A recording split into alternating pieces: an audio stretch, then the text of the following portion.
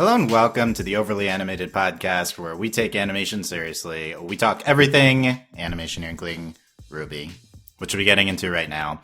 I'm Dylan Hysen, and today I'm joined by Hayley Nabuurs. Hello. And Madeline Potter. Hello.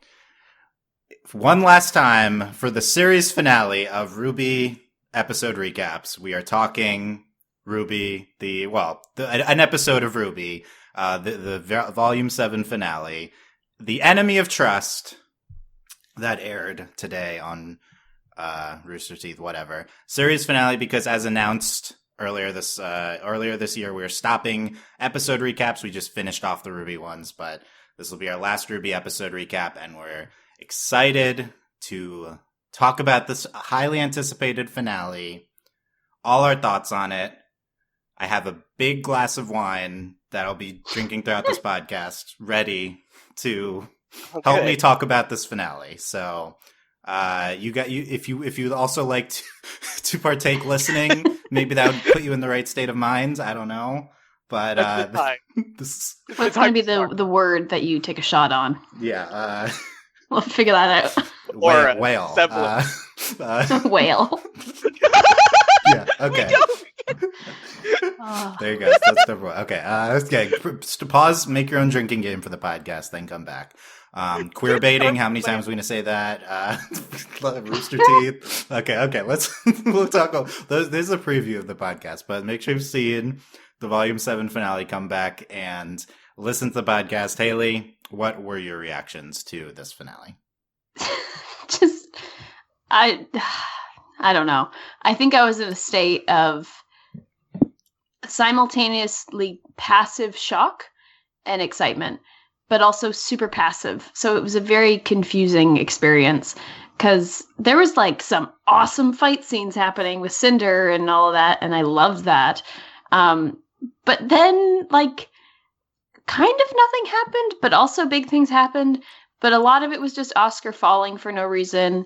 And then there was a monologue about fear, and which also made it weird. The episode title is The Enemy of Trust. Is fear the enemy of trust? Maybe it should be The Enemy is Fear. That would make more sense. And it just seemed like, why are we spending like basically a quarter of the episode with a monologue? Like, guys, there's more important things to do. And then we got, Salem riding in on a whale at the end. So I think this is the finale we deserved for this season. It really just in what way? Felt... In what way did we deserve it? Well, because this season truly felt like 15 different storylines that they just threw on a board and were like, let's see what happens.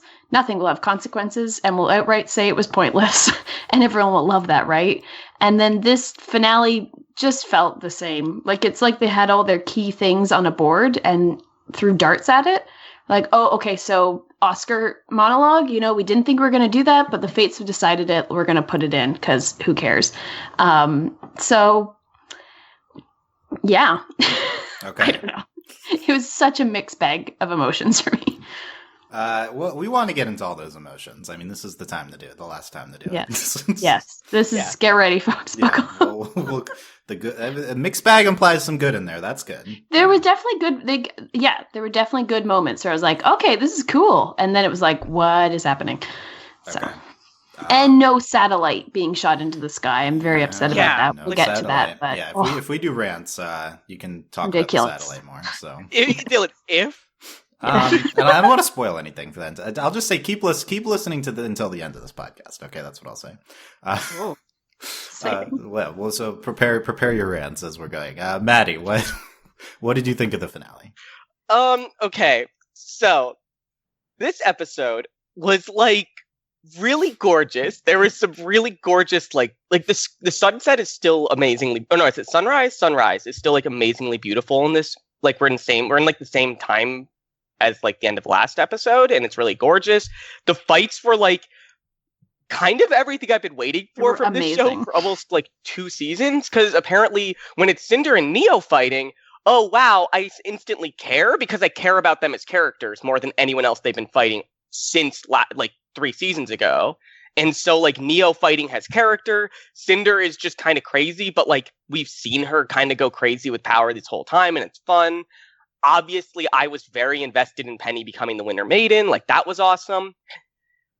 But this was just an episode of, like, Oscar. Like, this was just, like, this is the show titled Oscar now. Like, he was the main character of this episode, and I don't know how I feel about that. Well, I mean, I know how I feel about it, but I mean, I don't know how I feel about, like, Team RWBY just getting sidelined. I think you know how you feel about both of those things. Like but RWBY having legit 2 words.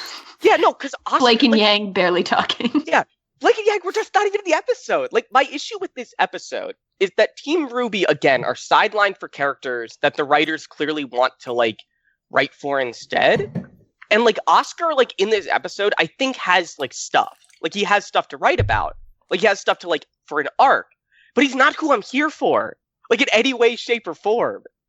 I'm really happy we got the Penny stuff. I really love that Penny was the kind of the B plot of this episode. It was Oscar and Penny going back and forth, kind of. And I really like that. But why did it have to be Penny? I mean, not Penny, Oscar. Like, why did it have to be Oscar? Because Oscar, I just don't really care about it anyway.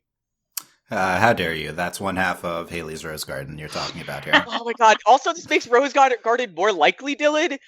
Like, I know it does. Oh, yeah. We have a new RWBY ship, though. It's fine. Oh, god. I will just say, though, before I move on, though, Dylan, that, okay, I agree that Cinder's outfit is pretty hot. In this you turned around! Oh, man. She's got a great outfit. Oh, yeah. Such her a outfit, I regret saying that I didn't like her outfit, because, like, as soon as I saw her in the fight, like, it was pretty incredible, I must say. Yeah. Thank you for coming on to the right side of history on the Cinders outfit. Yes, this is the most important thing. One of the most important things to me in the finale. Oscar and Penny are the main characters of this finale. Which, who saw that coming? Well, maybe Penny, but, like, what? It's like, I'm really Oscar's important now. Yeah, sure. This finale's all right. It's not bad. I prefer, if you can somehow ignore all the terribleness, I prefer last week's episode. Like this. If you can, like we talked about it last week, if you can ignore the offensiveness, I do think last week had better fights and was more frenetic, and this week is this is good. I don't think the fights are as good for me or as interesting, but I am interested in most of what's going on here. I think the maiden stuff is solid, and the stuff with, like, the ice landscape, I think, isn't particularly really gorgeous. Trying to think of another thing I like in this episode. I guess I like RWBY and Weiss and Penny on the ship. That one shot of them. That's my new OT3. Oh my god, they're so gay. I'm this awaiting, is like the gayest shot. People talking about, I can't tell if I'm shipping the 3 or if Penny's their daughter, and I agree. Like, okay. Honestly, that's really great. Which is, yeah, I'm fine either way. I'm looking for fix. The songs are good. There's no post-credit scene, which I was somehow the most upset by. Dylan, I think of all the seasons, this is the season we deserved it most, to be completely honest. We did deserve it. There are just so many options. We didn't get our cake at the end of the season, Dylan. It could have just been cake. I mean, we had Watts in a random scene. We didn't have Watts is but that was the best part of the finale, by the way, is that he's alive. Yeah. The Oscar stuff is pretty. It wasn't bad. And no, it wasn't bad. Don't mind me. I'm refilling my wine right now. It sounds like not a fake sound that you've recorded. No, that I just put it in front of the microphone. That's fine. This is a good sign of where we're going on the podcast. He's just falling for half of the finale, and it's so stupid. And the monologue, which I've seen people say they like. Sure. If you like this type of thing, you like RWBY a lot more than me, because this was not interesting or good. I didn't need an Ozpin monologue about fear. Did you know that the theme of this finale was fear? Could you tell? You tell that it was fear? It was very stupid. So, like, on its own, it's a fine finale. Like, it's a pretty classic RWBY finale. It's all right. It's underwhelming. RWBY finales don't do a ton. I certainly prefer the Volume 6 finale to this one. Even though that wasn't even like a top 5 episode of last season, I think is like much better in this finale. But this is like maybe one of the better finales looking back on RWBY. But it's just underwhelming, and it's more like, I love the Penny Maiden stuff. We've been calling that for a while, and that was done really well. But other than that, it's more like about what's not here than what is here, because absolutely no Bumblebee. We get Salem at the end, which is like, sure, we end on a cliffhanger. It's a very different type of season for RWBY. It's seems like a part 1. Yeah, honestly, I was gonna say, I didn't say it in my intro, like, this feels like a mid-season finale, honestly. Yeah. So I'm most interested in like where we're picking up in Volume 8, because we never start with like big action like this, like relevant plot action. It feels like next season just has to be like, how can we not have fights every episode with like start right away? Yeah.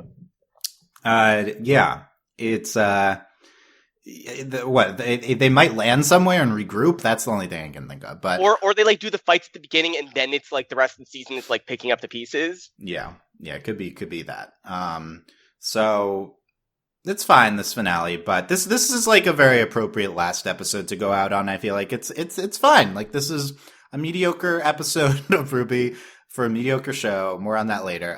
Like, this was fine. I didn't hate this episode. Like, but it wraps up the, like, it doesn't fix. If you didn't like where the season was at before, this isn't fixing anything, I don't think. Mm-hmm. Yeah. Okay. Let's talk the Penny stuff. That's the best part, right? Like, this is because it actually paid off things from the season, you know? This was like pretty well, at least the beginning of the season. Yeah. Mm-hmm. What do you think, Matt? About if this finale pays off? With Penny. Oh, yeah. no. Oh, like Penny? one Penny's scene. great. Sorry. I misunderstood. Penny becoming the maiden. It's something we talked about towards the beginning of the season. This like justifies her character being a big part of the season, I think. Yes, it does. We'll go into it later. They just had a really great chance here that they really threw away, Dylan, and you know what I'm talking about. And it's like thematically fits what they were doing, and it just makes no sense that they just like tossed it away. And they could have actually like they could have said more here. They could have said a lot more. Doing anything here. Deeper with gender, like, it's not. I mean, they don't do anything deeper though here. Like, so I don't think it's like too surprising that the show's themes this episode is fear. It's a very broad theme. Yeah, no, but I mean, like, it feels like this should be about the fact that Penny is real, but she doesn't seem to acknowledge that at any point, that she can be the maiden. You know what I mean? Like, it doesn't feel like this big thing. Like, the whole season, it seems like she's been struggling with the fact that she doesn't feel like she's her own person, her agency, because she's literally under Ironwood's control. And this finale is about her just deciding, no, I'm going to be my own person here. But, like, she doesn't incorporate that into this moment of, oh, I can be the maiden. Like, it doesn't feel like she ever has that realization. And I don't want to even, like, say that we hope we get it next season, because I don't care anymore. I just don't. The concept of Penny, like, can she even be a maiden? She's a robot. Like that. Yeah, it's not talked about in this finale. It's very, but it feels like a really subtly big part, handled. Like, because considering the fact that like she joins the cast in like season 1, right? Yeah, I think so. And it's like about her, like whether she's real or not. Like, there's actually like a question of that from her at the very least, and it feels important. And then we just don't talk about it here, which feels like the perfect moment to validate that existence. It just feels frustrating. But at the same time, I love that she's the maiden. Like, I love it. It makes sense for why she's been in the season and why she's so important this season. It's the best way to handle the maiden stuff on, like, who becomes the maiden. But this is the most interesting aspect of Penny becoming the maiden, is like that she's like not a real person, and she got the maiden powers, which go to a person. Like, you'd think that they would mention that. And I do think the episode like has it on its mind. Like, I think it's like subtext. But I want the text. Right, like, why the speech about fear as the text of the episode versus Penny is the subtext with Penny. I'd much prefer that. Like, there's a lot of implied stuff here, but because they don't even go to subtext level of this, they don't even, like, it's not even like I was watching this, Dylan, and it wasn't even on my mind at parts of these scenes, because it's just like, it doesn't matter. It just doesn't. Because they And, could like- have made the point, like the monologue, be not about fear, which was really not relevant, but instead about, like becoming who you truly are and Yeah. accepting yourself. Because Oscar did that with becoming Ozpin, like Yeah. he like embraced that side of him and all this stuff. It's like, And- what's fear? What do you mean fear? And I don't think that's like a valid like theme to this season, but I think it's a valid theme to this episode because it's about everyone like moving on and realizing we don't have allies. It's us against everybody essentially right now, and they just are kind of accepting that. And I think that's really cool. I think that's a good theme for a season. Instead, they go about fear when like our heroes don't seem to be afraid this episode much. They seem pretty chill. Yeah. I'm just not interested in these like broad themes of the human condition like that Ruby's talking about with fear. Yeah, it's like- But Dylan, This is I not care what about the watching this characters. show. Talk about the characters. Like, fear, and that's how we act, and that influences. Like, oh my, I just, it's not anything to me. I really like tuned out all of the speech. None of it was, and then the songs are all about it.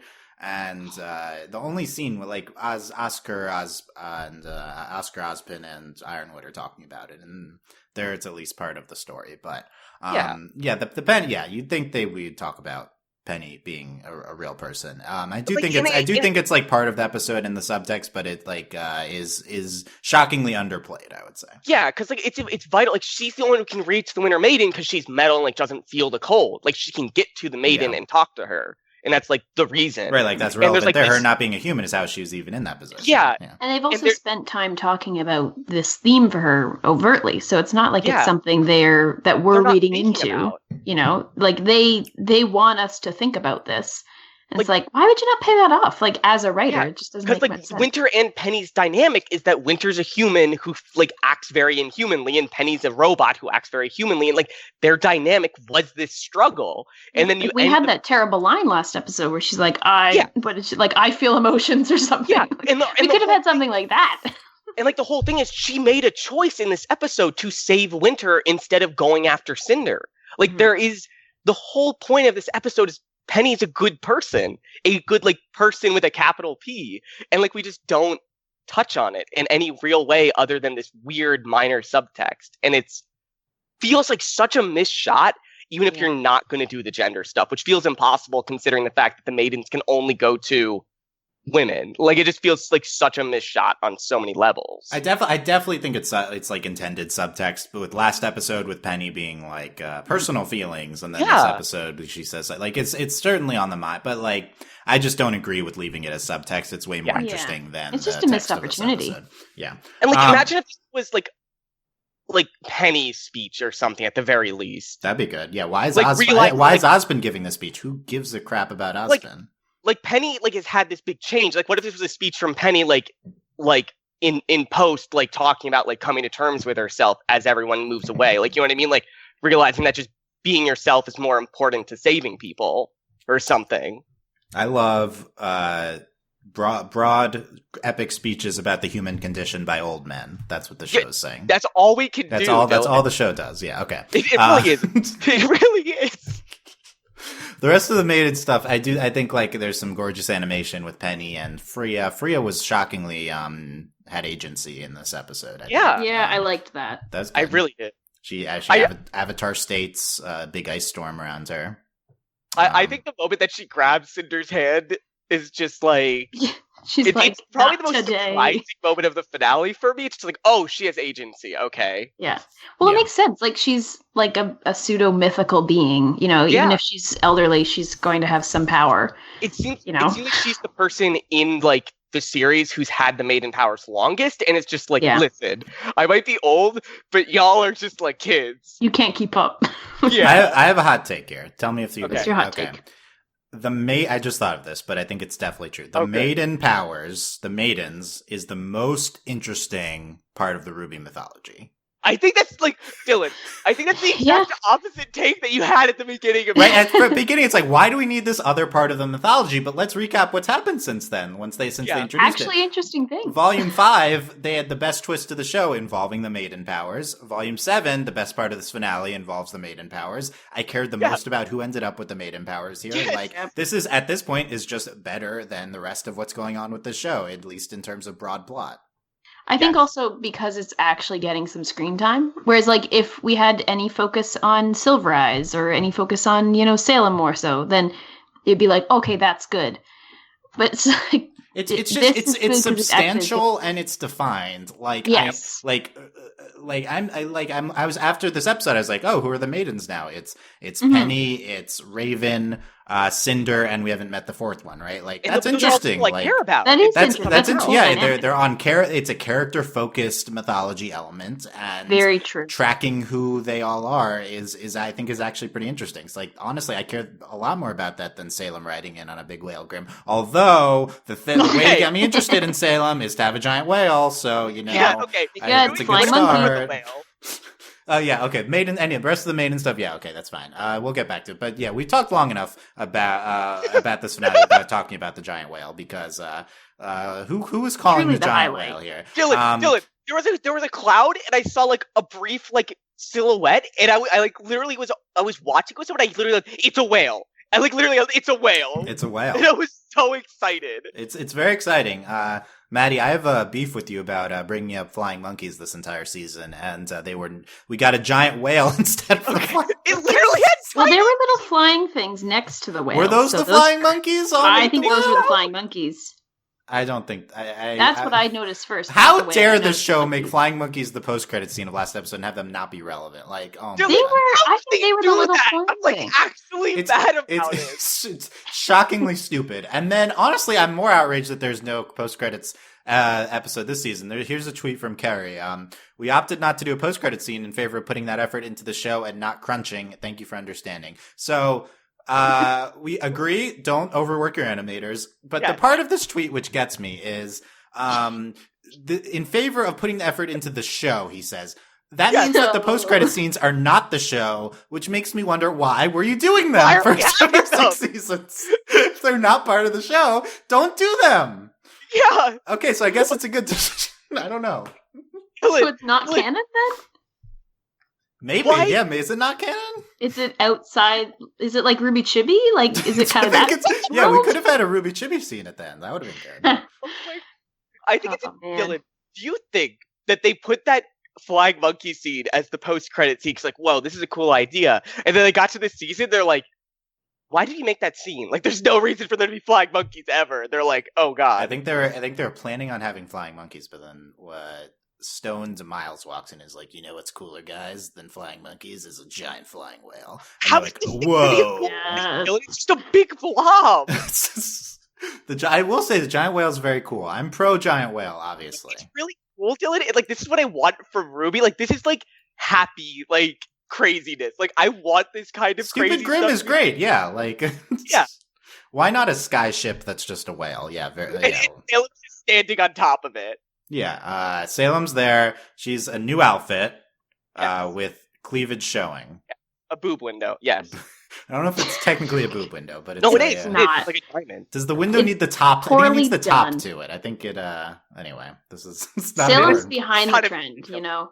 Or, well, no, is it the other way around? There's a whole thing I saw about how on red carpets it went from, like, center boob to side boob.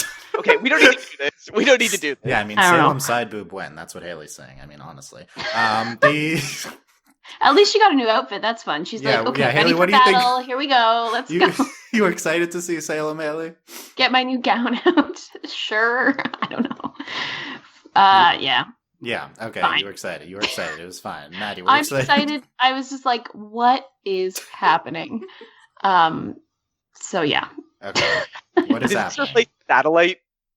Yeah, I was like, where is this satellite? She's in the sky. Does that count as a satellite?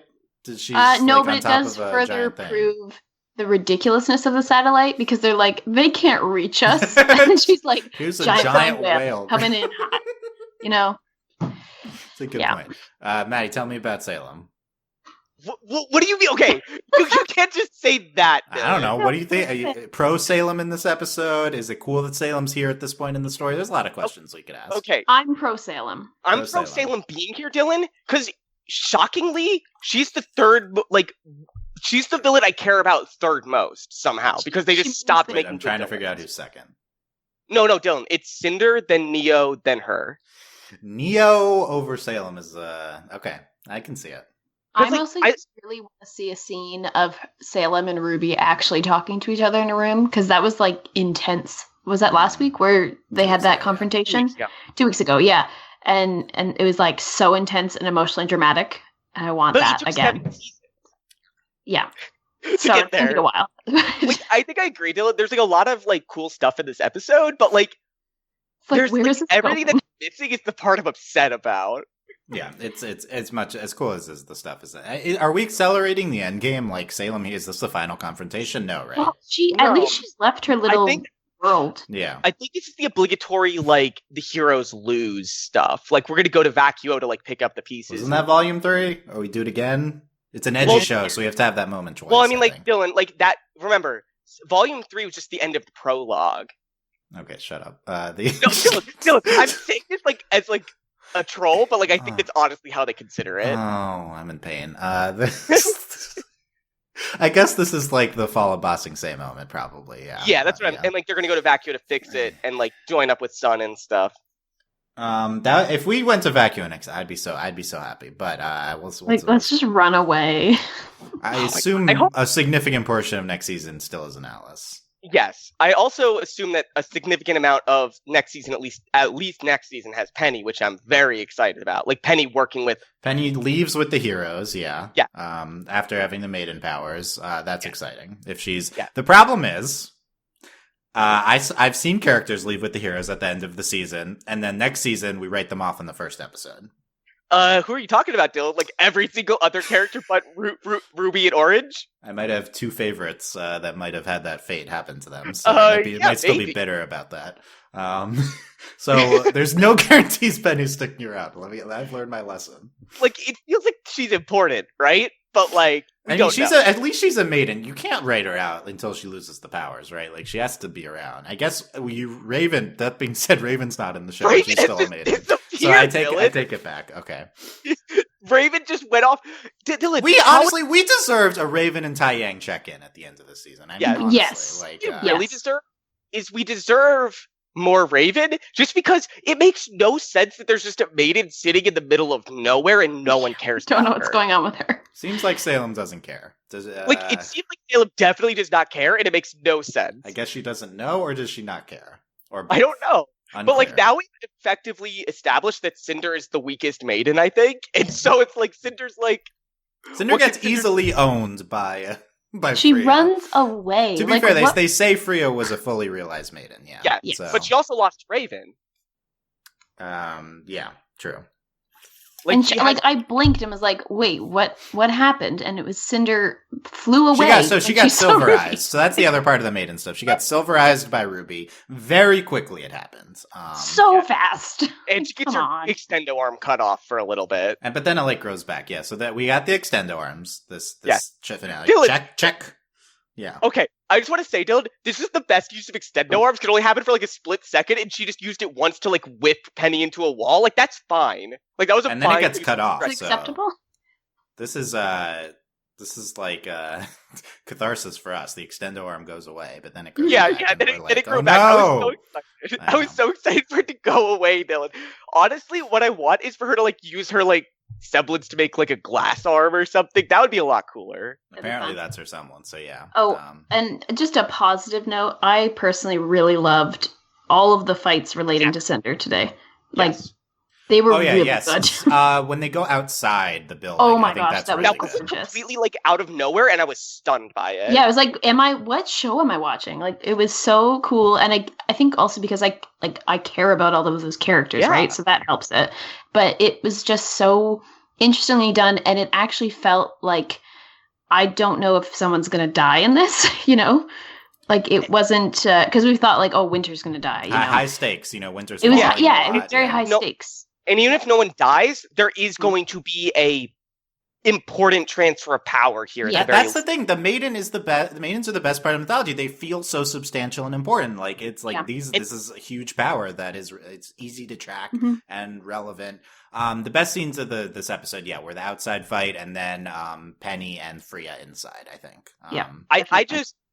I just find it interesting. I like Dylan personally. Like I think all these fights this episode were better than last episode's fight. Okay. I think that's even like the Neo fight. Like, I'd certainly take every fight last episode over the Neo fight. I liked the Neo fight a lot because it had character to it. It wasn't just like random fighting. Yeah. Like Neo had like, I didn't like really like, I liked seeing Team RWBY fight Dylan, but they had the least like emotionally mattering fight of the season. It's like, RWBY's gonna win. Yeah, that's true. Yeah, I will say that the outside fight, if you want to say the outside fight this episode's better, it's like, that's like the gun fight. It's like a different type of fight, so it's hard to compare them. I prefer the RWBY fight last episode, but I think it's fair to the outside fight here.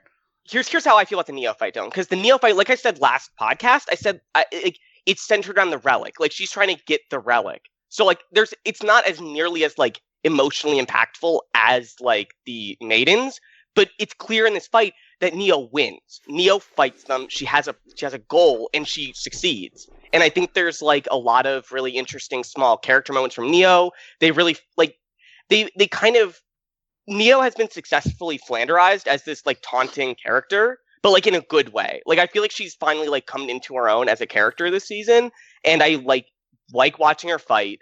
She like taunts the enemies all fight, like she taunts Orange all fight, and it like, I think it comes across really well for me, and that just is a lot more fun to watch than just Team RWBY in a fight where I know for a fact they're gonna win, and it's gonna be like fun and cool and have fun music, but there's no attachment to it really. Fair take. I just want to see RWBY though. No, Dylan, yeah. I agree, and that's like I'm saying this fight is really good. I'm frustrated this isn't a Team RWBY fight. Like, very, very absent this episode. So yeah, but that's fair. Yeah, maybe I'll watch again and I'll think about it, but I don't know. Last episode just had this like freneticness and intenseness to it. I mean, and this episode like has it, but it also like then goes from that to like Oscar falling. I feel like it loses it. Like, I feel like it's there for a little bit. It's there during the beginning when it's like Neo versus them, and then it's all of a sudden the Cinder fight starts and she throws them out of the building. Like, there's that freneticness there because you have no idea really where they're going to go with the season, and then they start cutting to like Team Orange like running through the halls and Oscar just tired. Orange chased by guards was such a mood killer. I didn't care about that. They really didn't need to have that go for so long. If they had that like a lot shorter, like I think just they cut to Oscar running tired and then he gets jumped by Neo. Like, we didn't need that like 2 minutes of the running from guards really. We just didn't need Orange at all. In general, but like them not fighting Neo. Fight. Yeah, Neo winning I think is satisfying. I think that's good because it's like Neo should beat these idiots. And then I also want to say, Dylan, I think there's an interesting thing that does happen in this fight where I can't believe I'm saying this. They finally used Jim well because when he shielded them. What was that? When he used his shield? Well, no, but that's actually a good point because Neo is really good against all the people in this fight when she's on the defense. Like, she's really good at controlling a fight, and then she faces up with John, and John is like this character who's like really lame and only just blocks all the time, and she has no idea how to deal with that. Neo is too cool. Her one weakness is lameness, as Jim. Honestly, like in a real way, like it seems like she doesn't know what to do against an opponent who is a defensive fighter. Like, she's used to being the one who's taunting and having people attack her, and John is just really good at Jim is really. Who good are you talking about? Honestly, Jim is just. Really Why are you breaking meme at the finale? Come on, keep it up. One more episode. I have something good to say about him. But like, is he John when we're complimenting him and Jim when we're disparaging him? Is that how it works? I don't know. That might be it, Dylan. But I mean, like, does it really matter? This is the last podcast. I just like the name Jim for him. It's bold of you. Jim is a better name. I haven't said that yet. The Jim is a better name. It's a much cooler name for a very cool guy, right? That we all of us it just love. matches. Neo was Nora at some point, and then like Ren like hesitates.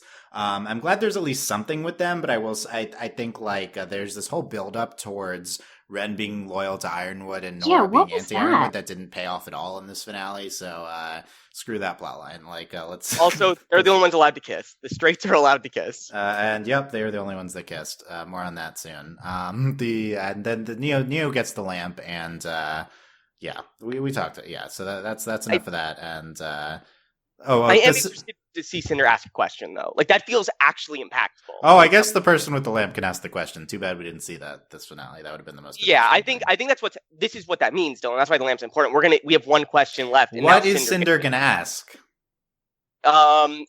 Maybe something about getting all the maiden powers. Yeah. So something I've noticed, Neo had the lamp and gave it to Cinder, didn't betray Cinder. Well, she can't ask a question, Dylan. She doesn't have an ability to like use the lamp because she can't talk. Right. So Very- like it's, I it's think very ableist of the lamp if there's no written method. it is, but I think that's honestly why Think Cinder at it. trusts Neo with the lamp, Dylan. Like I'm not even kidding. Like I think It's true. Cinder trusts Neo with the lamp because she literally cannot use it. Can we cancel this lamp if it's just so ableist? I mean, It honestly. really is though, isn't it? I'm canceling the lamp here and now. So hashtag cancel the lamp on Twitter about this is ridiculous. Neo deserves better. She does. To be fair, Neo I does don't think deserve Jin better. is ableist. I think that Oscar is for like making this lamp work like this. Or Oscar. Sorry. Osbin. Did he make the? I think the gods made it. No, Honestly, okay, God but is Dylan- ableist. Dylan, Like, let's that's not do real this. I talk. don't Real care talk about right the now. war. Let's just rewatch that episode that would answer this question because it's the only good episode of the show. So let's just rewatch that one episode. let's talk about that one instead. Yeah. Well, the gods are just generally jerks. We've seen. Yeah, So the show did it establish seems that in they're keeping jerks, with so them. that is canon. Yeah. So we're still on Neo betrayal watch, but I feel like she had chances this season to go against Cinder, but she's biding her time. Maybe she's just loyal to Cinder. It seems like that's not true though. No, I think that Neo Nah. did this, and now this is like as far as she was willing to go. Like to she help. knows who's gonna win this fight. You know. Like no, I think Neo did this, and Neo's like, I think Neo is just like Cinder does not have as much power as she thinks she does, and Neo is just waiting her time for like the moment to strike. Mm, Because like maybe Neo will get the mated powers. Who knows? that'd be fun. Avatar Neo would be great. Yeah. I think that's where the show's going. No, maybe. But okay, well, other things. The beginning of this. So we hint at Cinder backstory when she says, "I refuse to starve," which I felt very shoehorned in this dialogue. In general, I would say the dialogue this finale was how do you say very bad? I would say it's very bad this finale. Dylan, what do you say? mean? Remember when James said only my friends call me James? Yeah, okay. I want to highlight my favorite lines. Okay, are you ready? Yeah, I'm ready. Ironwood is on point this finale with his dialogue. That scene with Oscar and him. At one point, Ironwood says, "That's easy for you to say." It's my favorite part of the finale. Dylan, just so we're clear, I actually really like the voice actor. I like this camp. This campiness is completely awful, and I That's love easy it. for you to say. At least they're leaning into it now. Yeah, lean into it. Have fun with it. I don't blame the voice actor for the. No, the terrible- voice actor is It's great. a bad line read and a bad line, but he was like must have been told to read it this intensely. Yes! Like it's why? Dylan, I kind of love it. No, it's sure in a bad way, but it's so bad. It is, but here's the thing, Dylan. I don't care about Ironwood, so I just We got to talk about before bringing into. We got to bring this in the conversation. Ironwood says, "James, that's what my friends call me. To you, it's General." Bam! Shoots him. What? Dylan, he has 3 names. Like he could have just said Ironwood, or like No, this line is one General. line away. What is it? Why did he say this before he shot him? Because he's dramatic. To you, it's General. Also, why did Oscar let him do this? I don't Oscar's. Why did he go down there? He's nothing. He's just gonna get shot. But he's just. I don't understand what Oscar's doing in this scene. That's true. Oscar is trying to convince James not to do this. Very bad plan. To do what? It's a very bad plan. Like To 'cause run James is away? there waiting- Yeah, also, like, Ironwood didn't do anything. Yeah, like Well, no, why no, is he no, by no, the no. staff? He's waiting for Winter to show up so he can open the door to the staff. But it, doesn't happen, though. Like, nothing. No, because he nothing- thinks Winter is showing when Oscar shows up. Yes, they and- did establish that in the scene, yeah. That he thinks Yeah. it's Winter. But He's gonna raise It's it, still yeah. We know that, stupid. yeah. it's still Um, stupid. To you, it's General. So, Miles definitely wrote this line. No, just Oh, kidding. So, like, it just the show has a big dialogue problem. Like, honestly, it's not that important to the show. Like, I don't think if you fix the dialogue that the show would suddenly be fixed. But it's just like it's like the cherry on top of the mediocreness. I feel like it's this just season, constant. in particular, there's been a lot of weird one-liners. Yeah, like They No, what's that specifically about? want the one-liners. it Yeah. feels like it, but it feels like they're. It feels a little Like, before it was just funny every now and then. Now it feels like there's one every single episode or more than one every single episode. They have clearly identified this as a positive and are specifically trying to do it every and episode. sometimes I think it works. It's funny. And sometimes I'm just like, wow. I hope this is on purpose. That's easy for you to say. Yeah, that is. Okay. Yeah, is it on purpose? That's the question. I don't know. Because if it isn't, that's a problem. If it is, keep going with it. You know, it's your show, whatever. I need to see what the end goal, the final form of this is. Yeah, I just want the most flanderized version of RWBY where they're all just spouting cliches every single Just line. get so campy. Just And lean they into the camp. They almost got to Neo this episode. It's we're getting there. We're getting this other part. Yeah, they shoots him and then he falls down. And then, like, Ozpin awakes, and he activates the Ozpin cane, and then he uses this to, like, blast through the bottom of Atlas. Okay, I think that's what's happening. Rant. Yeah, I have a rant about this. Okay, Haley, take the floor. Okay, so we're doing all of this dramatic monologuing's happening, all of this drama. He hits the thing, whoa, and you think anything's gonna happen. No, he just falls to the ground like that. What do you mean? I thought that what was happening was he was like blowing up something in Atlas, and maybe something was going to happen related to the satellite, or Atlas was going to crash into Mantle. Like, I thought something was happening, but he just blew up the floor so he could keep falling. That was the whole point. And like, why would you build this giant tube in the middle of this room, I guess? Leading to nowhere. Like, it was like a ventilation system that was enormous. Yeah. I was so annoyed because it seemed like it was leading up to something dramatic, and then he's like, "Nope, I'm gonna be in a ball at the last second and bounce."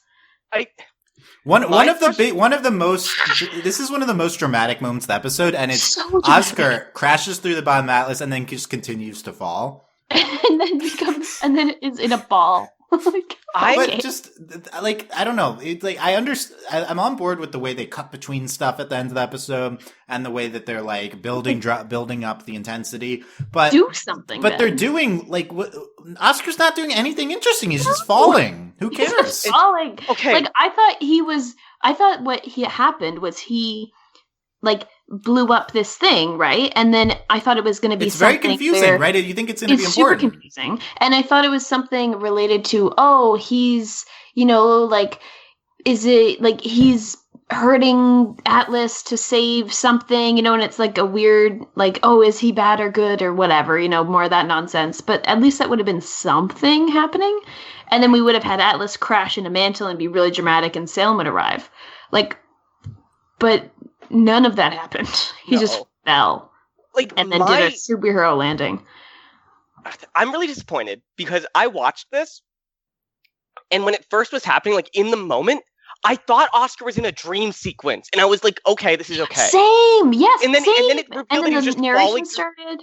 Like, I thought like something was going to happen in Atlas, and like we were just in his brain for a second, and then it was like, this is just the sunrise, and I'm like, that's like 1,000 times less interesting. I thought it was going to be something like with the Jin episode where we had that, it was like a different kind of style almost, where we had the storytelling happening, right? Where we were like in Ozpin's kind of world, like we were going into like the Avatar, like sort of the Avatar state thing. Exactly, yeah. I thought something like that.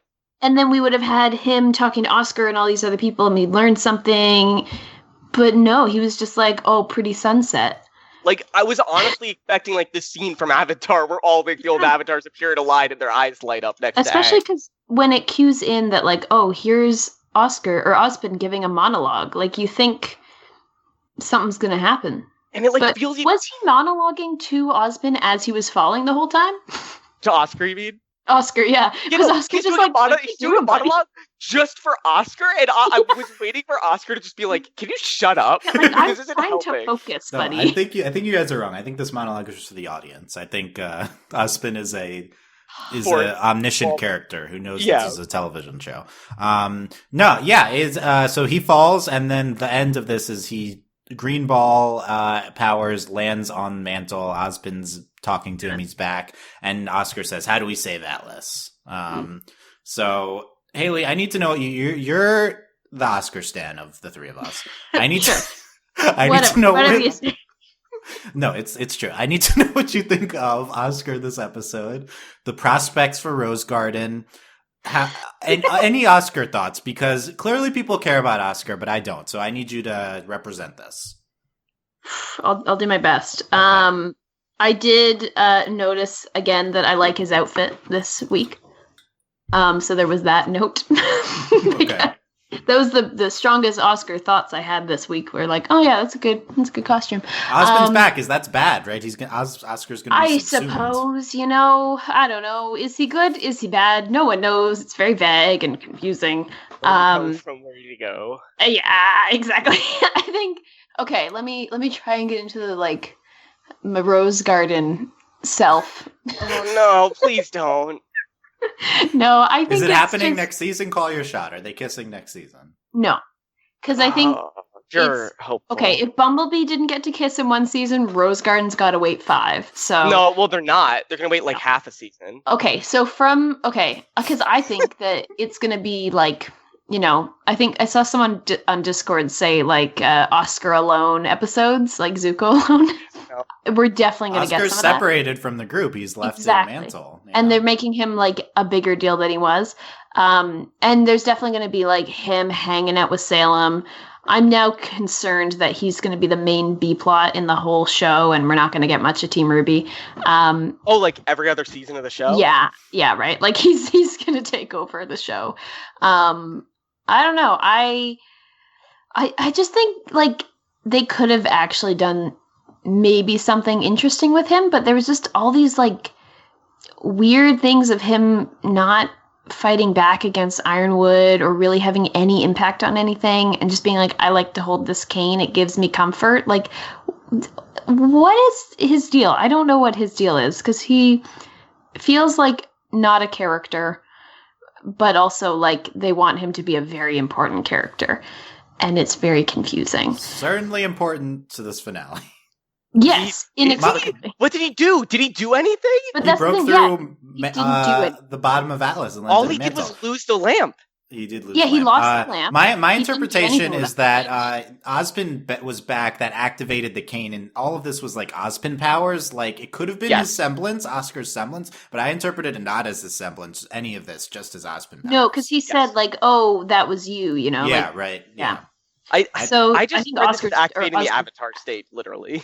Basically, yeah, but Ozpin's definitely back. And Roku would take over Aang in this case. I was almost insulted that Oscar's thing was essentially literally Steven's ball that he makes, his shield ball. That's what that reminded me of. It's green instead of pink. What is power? Yeah. But I think it's just going to add a whole other layer to Rose Garden. They're going to be the tragicness continues. Ozpin is back. Tragedy. Because they had that one weird throwaway scene of them being weird and awkward with each other for no reason, and was never paid off because they didn't have a Neo scene. That would have been great. Yeah, it was implied Neo scene. I guess so. Yeah, I don't know. Yeah. Okay. That's good Oscar discourse. Well, we'll see what happens with our favorite Oscar going forward. Okay, so then we get the ending stuff, and there's this montage, this Ozpin monologue, and then there's the song Until the End, which I really waiting for the soundtrack again. Soundtrack wait, that's what the hiatus means. Yeah. Casey sang and wrote this song. I think it was really great. June. Oh God. This is good. We'll talk about the ending song later. First thing, Winter. With her hair down. So yes! Good. Oh my God! What are the thoughts? Thoughts on that? Great look. Yes. Why is this always a thing? Yes, I was wondering this. It seems to be it's a trope, thing right? in shows. Katara it's quite a trope. We're in the North Pole, Katara with her hair down, Winter with her hair down. Yeah, exactly. Yeah, but it's I know a lot of people who wear their hair down every day, and it's not a thing where you walk in work and oh my God, your hair's down. I guess if you don't normally wear your hair down in a fantasy show, when your hair comes down, that's a big deal. It's an interesting from a psychological state, it's an interesting visceral reaction we all seem to have to it, and I'm genuinely curious about it. It's it also is naturally ruffled because it's been tied up for so long, so it's just it has this very good aesthetic to it, even though it's when Winter's losing. Yeah, you were into it, Maddie. I am very into this hair. People are into it. Yeah. Good luck. Yeah. I was watching it and I literally said, "Oh, her hair got down," and the person I was watching was like, "What? I missed. Wait, what?" And they rewound and they're like, "Oh my god, it's It's incredible." important part. Yeah. It was. They all have this great hair that they're hiding in buns. Like, let it loose, guys. Let it loose. Yeah. Let it loose. Okay, that's good. Yeah, I don't know. I don't understand the winter hype to a certain extent, but Well, I mean, winter's not like that great in this.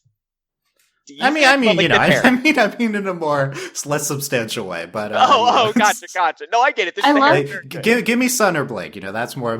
Right. This is totally. good too. I think we're on the same page, Dylan. But this is like hair is hair, and it's really good hair. I also really like how she just like sells out Weiss and them so fast. Yeah. Like she's like, I'll give you a head start, but like you could just not say anything, Winter. Come on. Are you Yeah, that I mean, I think allegiant? much like Clover, she is being very loyal to Ironwood. Yeah. Like gosh. Sad. Okay. Yeah. So, angry Cinder outside the city. With her fire shoes. And then later, Neo presents the lamp to her. We talked about that. Yeah. Blake and Yang. We're there. Look at each other for 2 seconds on the ship, and that's it.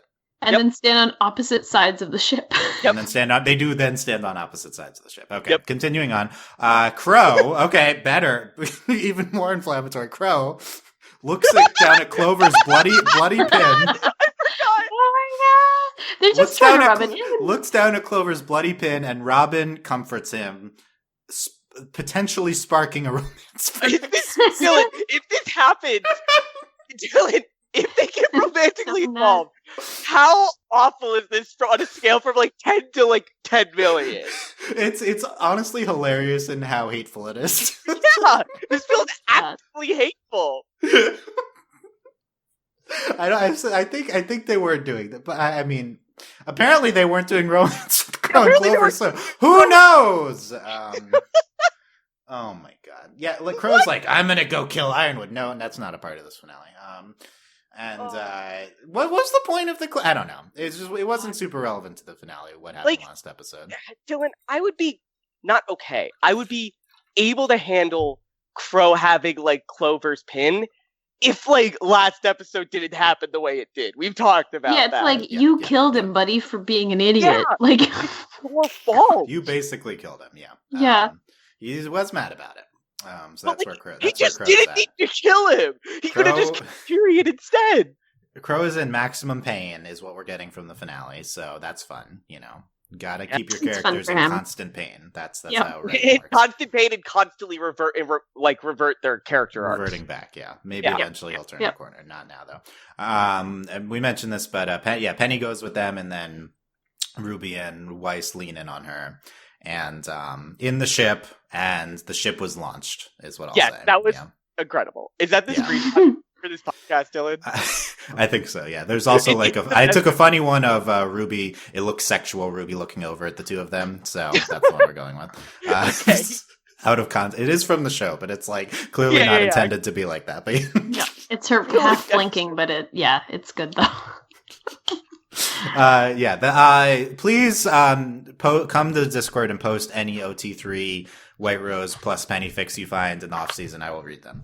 Okay. Yeah, no, I do now apparently because this is incredible. I didn't know I wanted this until the moment it was on screen. Right? Isn't it the best thing? It's the best part of the finale. It clicked, it happened, and I was like, oh, I want this now. It's like, oh, wait, Nuts and Bolts, White Rose, they're both good. Wait, what if? Why not both? Ruby has two hands. Ruby has two hands. It's perfect. The show, great. But somehow Penny was in the middle, and it made it even better. Yeah. Oh yeah. Because they got that mother hen dynamic, potentially problematic. I don't know. How old's Penny? We'll see. Unclear. But the fact that Weiss cares for Penny is now in play, and that's good. Weiss also cares about Penny, which I think checks out. Weiss is going to care about anyone that Ruby cares about. Yeah. It's great. Overall, this was a very disappointing season for White Rose. After last season was shockingly had a lot of moments with them. But overall, if you had to pick two of the 4 Team RWBY who were most relevant this season, I think you'd probably say Ruby and Weiss. And yet, there's no moments with the two of them. I mean, overall, the whole Team RWBY was underplayed, but Weiss had the dad stuff and the mansion stuff, and Ruby in the beginning was the team leader, but none of it culminates into White Rose. That's fine. Okay. you just said this, Dylan, and again, I can't believe we had another season where Team RWBY just don't. This season especially, I think last season they were very relevant. That's because, why and I think I talked about this in another podcast where it's just they were important because they were the only characters. Yeah, we had a lot less characters, a lot less going on. Team RWBY is more relevant this season. I mean, it's evidenced by the finale of the season. They are not main characters. The main characters are Oscar and Penny, and maybe even Winter and Neo. Like they're all main characters, and Cinder. Like none of Team RWBY is important here. Like, and if you want to like extend that, say like, oh, episode 12 and 13 are kind of like a combined finale, which I don't. They're still minor players, right? Yeah, like, no, they're still minor. They have the most they have the least mattering fight of the everybody. Like all the other fights at least have something emotional or something plot relevant. It does feel like shoehorned in. Like I do think it was the best fight, but like personally, but it feels like they just are making excuses to give Team RWBY screen time this season when it's like, why don't you just write the show where they're the main characters? Like they clearly don't want to do that. I think I know what you're getting at now, Dylan. Like, I agree that the RWBY versus Aesop's fight is, like, the best animated, but, like, I just think the other fights that have happened are much more... I definitely think it has the less plot relevance, yeah. Yeah. Yeah, and I think in a fight, I like fights that are more...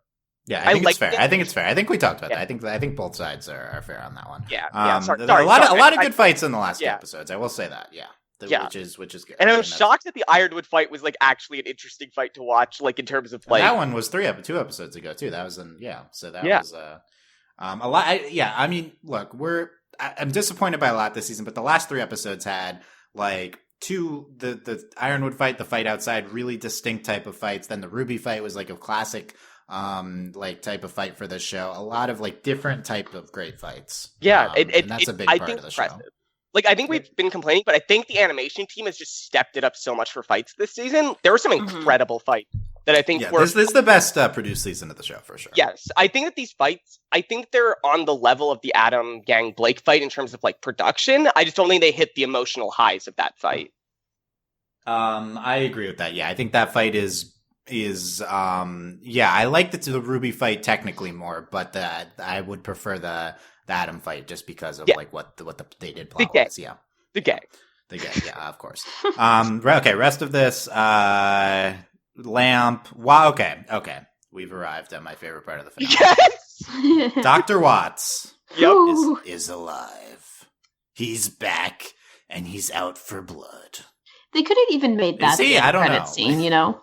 Right? Like what? This is classic end credits material. Why are we showing? What? You know, just cut it out. It's fine. Like, Tyrion, we didn't even overwork anyone. Just put it.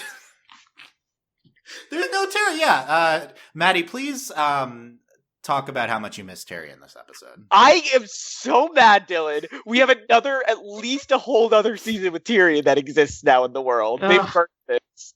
Dylan. Never go away. Hey, somehow. Watts too.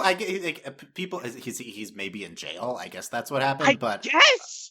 But like Watts is also in play. Oh God. I kind of just liked Watts being dead. What do you mean, kind of? Definitely. No, that was his preferred place. His preferred state of being for everyone but him is dead. Yeah. Probably including Tyrion. So honestly, and Salem, she's done with him. I still can't get over that Salem's plan was that they're so stupid and she's just going to come in with a whale. Yeah, that seems like that was her plan. Gotta say, made more sense than the season revolving around Tyrion and Watts, so that is satisfying, I guess. But yeah, I'm gonna bring my big whale, and I'm gonna throw my 2 stupidest operatives in as a distraction. Dylan, does this matter? Okay, let's say the season happened completely different, and like Tyrion and Watts were good. Would it change if Salem still arrived with a giant whale? They're good characters and like they're interesting. Yeah.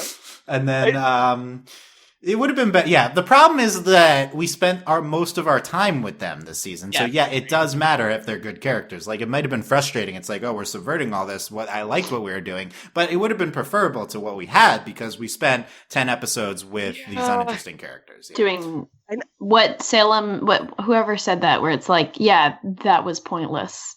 In show. Salem said it in show. Exactly. Yeah, it's like over that. Like I can't get over the fact that amazing. I can't get over the fact that I had a rant about how awful they were, how stupid what they were, and the show turned around and said, "Yes, you're supposed to right that." And I'm like, "What?" We're doing this on purpose? It's like 50% of the way there to like a really good twist, but they're just missing the fact that you have to tell a good show around the twist. Like, it's like they wrote the season around this twist, it seems like, looking back. And it's like, it is a good twist. It did, like, surprise us. Twist? And it's based on our expectations. Like, it does all the good things that I like about a twist. But what comes before the twist and after the twist has to be interesting. Like, that's kind of the key point. Like, the twist hinges on the fact that we have to watch two really stupid characters do stuff while you're pretending to tell the show that they're really smart. Yeah. But don't worry. Dr. Watts is alive. Oh, bless. Oh. So concerned Bless. about that.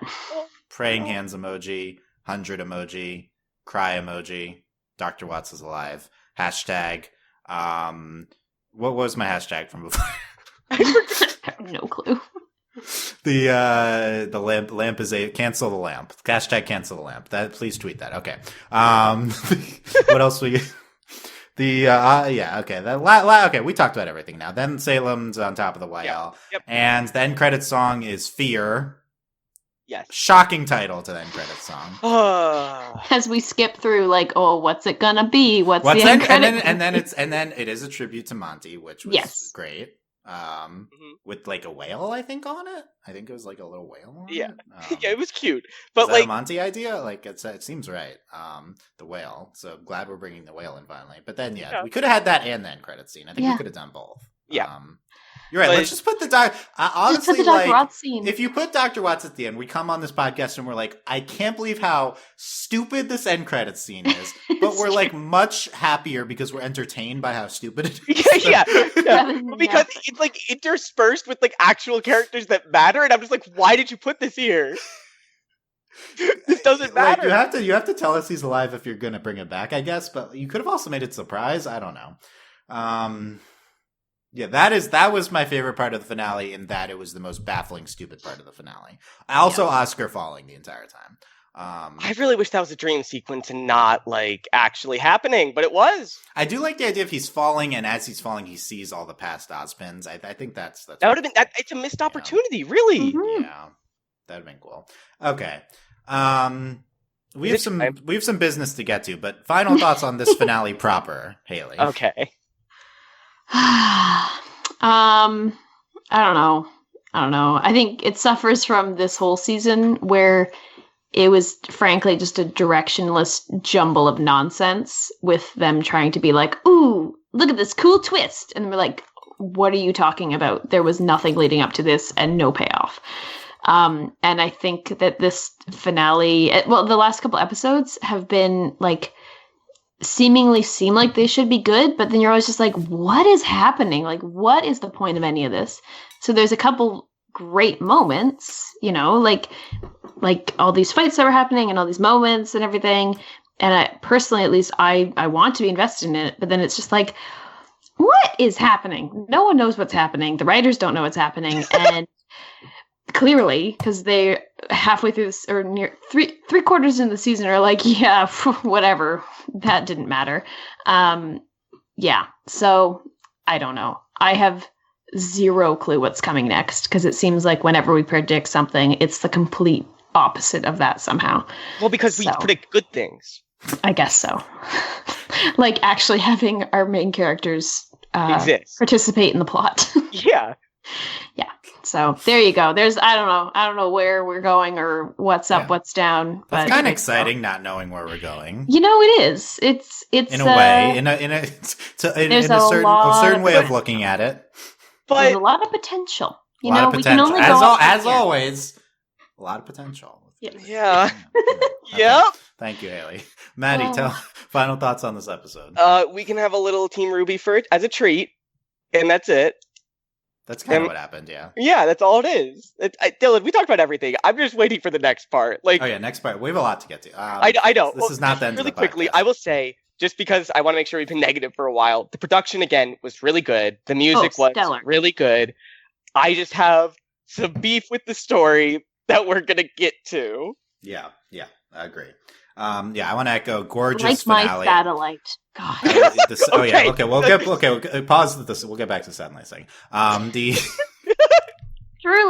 truly the greatest snub of this whole season. Okay, yeah. Think about. I'm coming back too soon for the satellite Okay. rant, so start thinking about that. The ice, the scene with Penny and Freya and the ice on my TV was just like amazing. Like I rewatched that, I was like, wow, like this is honestly one of the most gorgeous things I've seen. Like in a few I months. think it's like, just the Totally. prettiest CG show that might be being made. Like it's just so pretty.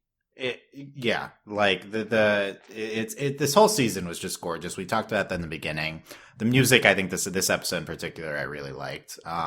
This one, of course, Ruby's always great with the music. This is a fine episode.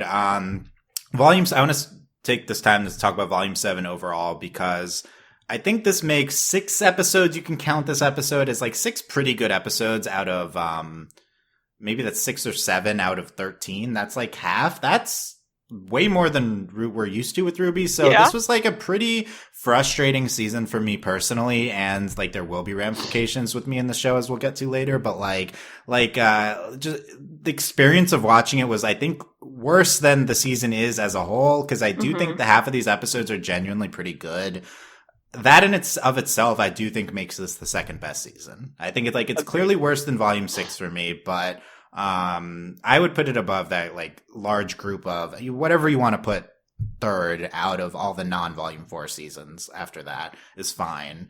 I think the season has good episodes. It's just maybe the most frustrating season behind Volume 4 of the show. Like maybe even more so because 4 is what it was. Like at least it is what it was. This season it had specific frustrations. Yeah, like season 4 is frustrating, but this is but season 4 also had like production, like there were other like real life problems with it. This was just so well made, and then at the same time, it's like, why did you do this? And follows which a we're good getting season. And it's the follow up to the best season of the show, and they added writers who were like good writers. And it's like still like what happened? Fair amount worse. And the reason it is worse is because I'll pause that. But it's not like the specific writing of the season. I don't think that anybody's like it's the overall vision. Dylan. It's the overall vision, I think, is what like last season had a better vision than this season. They just want to do different types of things with the show. They're more successful at certain types of things than others. Okay, first thing, post episode, overall, Bumblebee. We haven't talked about Bumblebee yet. I've been saying all season, if Bumblebee doesn't kiss this season, I'm going to be so mad. They did not kiss this episode. Not only did they not kiss, they didn't interact. They didn't They interact looked at each at other. all. Boy. So here's I always try to present the side of the show. Like what are the people making the show thinking? My guess is that this is viewed as a 2-part season. And so it's like, okay, you obviously have to culminate Bumblebee after the thing they did with Adam in Volume 6. But this is a 2-part season, so you do it at the end of the Volume 8, I guess. That's probably what they're thinking. Probably Bumblebee will kiss next season. I don't know. I've been saying this so long. Like, who cares? It's like pointless now. But it's point. I honestly feel just so checked out and pointless with it. But it's invalid because we watch the show year to year, season to season. They call this a season, so it's the biggest thing. Maybe the biggest thing wrong with RWBY is how they treat the seasons. But and they make the same promises every year. And this is so it's relevant to us. It's invalid, the logic behind what's happening. So what they did with Bumblebee this season is just like they had a lot of great moments. They very clearly romantic build up with them, and we're continuing to put it off. We shouldn't be surprised considering the show is coming from the person that said Kurosami was not built up enough in so. It's like they're gonna maybe put this off even longer. I don't know, but they culminated Ren and Nora. Culminated Ren and Nora, compared it to Bumblebee, had very explicit Bumblebee romantic romance. I don't need them to kiss specifically. Like they need to kiss or say they love each other or come out like one of those things. Talk a bit more. Talk about it. Their feelings. Just baffling from like a story perspective that it didn't happen this season. I strongly think that. I know some people are like, I understand it from a social perspective, why you'd be mad, but it makes sense story-wise. I vehemently disagree with that. I think it doesn't make sense story-wise what they're doing with the two of them. You're just pushing off this plot. I will say it's not special in a show that frequently makes overall plot decisions season to season, which don't make sense. Like they write off characters, they bring back characters. Like it's a very non-traditional show in that regard. So it's a little expected, but I don't think this is like coherent narrative. And then also there's the queer baiting aspect, which we talked last week about Crow and Clover, which I think we recorded these podcasts very soon after the episodes. I think I was like not even harsh enough on that at the time. I think that was like clearly queer baiting what they did with Crow and Clover, and they also fridged Clover, and it's like just a very bad look for the first possible male ship that they presented in the show. Fans extremely upset. This is maybe the biggest backlash I've ever seen from RWBY fans. Which is appropriate, I think, considering what they did.